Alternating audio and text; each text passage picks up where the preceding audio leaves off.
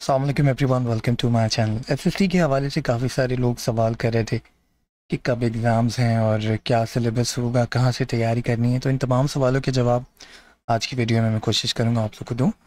अच्छा, पहला सवाल जो आप लोग का था कि एसएसटी के एग्ज़ाम्स कब होने, तो देखें ये जो नोटिफिकेशन आया है 11 अप्रैल को 2023 को, इसमें वाज़ेह तौर पर मेंशन है कि दो जो एडवर्टाइजमेंट हैं, एक 4/2021 और दूसरा 9/2022, इनके एग्ज़ाम्स जो हैं वो मई के 3rd वीक में होने। अब ये 9/2022 जो एडवर्टाइजमेंट था ये कौन सा था? ये वाला एडवर्टाइजमेंट था, आपका यहाँ पे लिखा हुआ है 9/2022।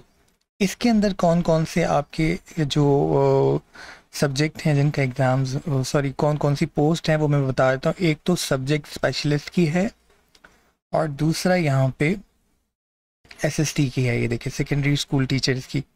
तो इन दोनों एडवर्टाइजमेंट का एग्ज़ाम्स जो हैं वो 3rd वीक ऑफ मई में होने हैं, ठीक है। और इन पोजीशंस के भी इसमें 9/2022 में जो जो पोजीशंस हैं वो मैं आप लोग के सामने एक दफ़ा फिर दोहरा देता हूँ। सब्जेक्ट स्पेशलिस्ट BPS 17, और इसमें जो है इंग्लिश, सिंधी, उर्दू, पाकिस्तान स्टडीज़ और इस्लामिक स्टडीज़, ये सब्जेक्ट हैं, ठीक है। बाकी केमिस्ट्री वगैरह और वो सारे पहले हो चुके हैं।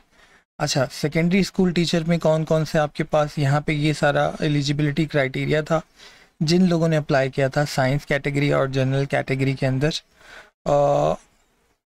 ये तमाम वैकेंसीज हैं, ठीक है। तो इनका टेस्ट भी जो है वो 3rd वीक ऑफ मई में होगा। इसके अलावा सीनियर वेटरनरी जो आपके ऑफिसर होते हैं जो कि डोमेस्टिक एनिमल की ट्रीटमेंट करते हैं, वो लोग, उनके भी तमाम पोजीशंस जो हैं वो आपकी इसी एडवर्टाइजमेंट के अंदर थी। तो ये तमाम लोगों के एग्ज़ाम्स जो हैं वो 3rd वीक ऑफ मई में होने हैं, ठीक है जी। अब आ जाते हैं एसएसटी के सिलेबस के ऊपर, जो कि बार बार मुझसे पूछा जा रहा है, वो मैं बता देता हूँ।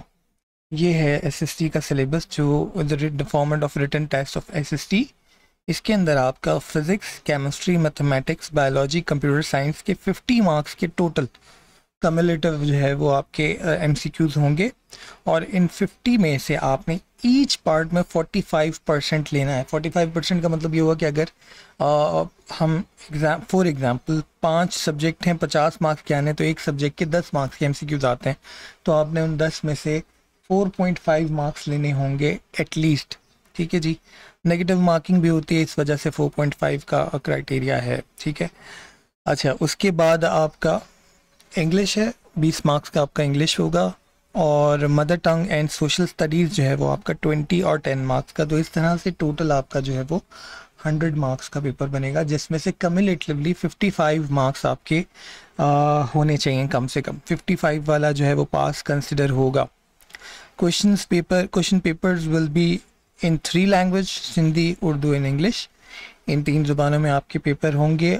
और अब आप लोग का जो सवाल है कि तैयारी कहाँ से होगी, तो देखें सेकेंडरी स्कूल टीचर है, तो जो आपके 8, 9, 10 के जो बुक्स हैं वो इन सब्जेक्ट की आप उठाएं, पढ़ें, और होपफुली उन्हीं से पेपर बनेगा।